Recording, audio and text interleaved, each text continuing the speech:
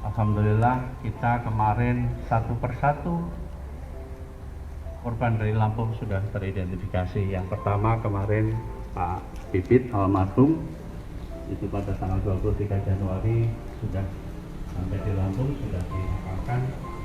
Nah, kita memang menunggu, kita berdoa terus. Ini yang kedua Pak Yohanes sama Pak Effendi Sugiono, alhamdulillah hari ini juga sudah teridentifikasi.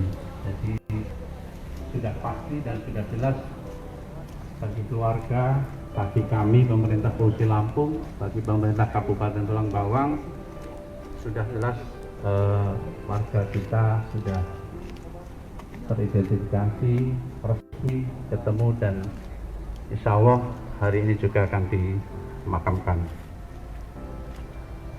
Bapak-bapak yang saya hormati, kami atas nama pemerintah Provinsi Lampung mengucapkan terima kasih yang sebesar-besarnya. Yang pertama pada tim Basarnas Pusat yang kerja keras melakukan pencarian, kemudian kepada tim DVI Mabes Polri luar biasa.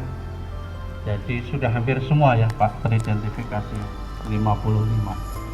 Jadi ini memberikan kepastian kepada keluarganya. Kemudian pada KNKT juga di unsur pusat dan semua tim yang terlibat di pusat, kami juga atas